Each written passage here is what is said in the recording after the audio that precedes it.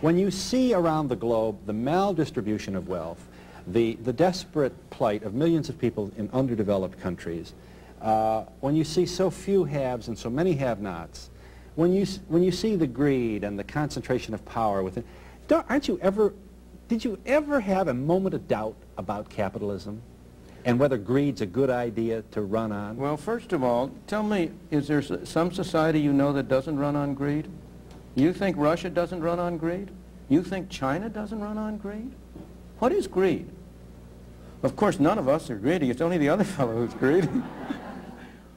The world runs on individuals pursuing their separate interests. The great achievements of civilization have not come from government bureaus. Einstein didn't construct his theory under order from a bureaucrat. Henry Ford didn't revolutionize the automobile industry that way. In the only cases in which the masses have escaped from the kind of grinding poverty you're talking about, the only cases in recorded history are where they have had capitalism and largely free trade. If you want to know where the masses are worst off, it's exactly in the kinds of societies that depart from that.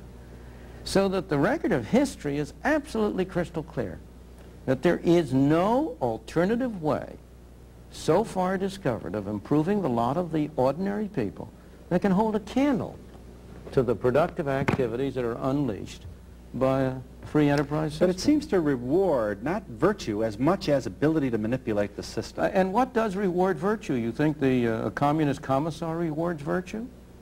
You think a Hitler rewards virtue?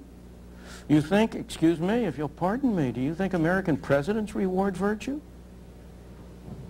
Do they choose their appointees on the basis of the virtue of the people appointed or on the basis of their political clout? Is it really true that political self-interest is nobler somehow than economic self-interest? You know, I think you're taking a lot of things for granted. And just tell me where in the world you find these angels who are going to organize society for us. Well, I don't even trust you to do that.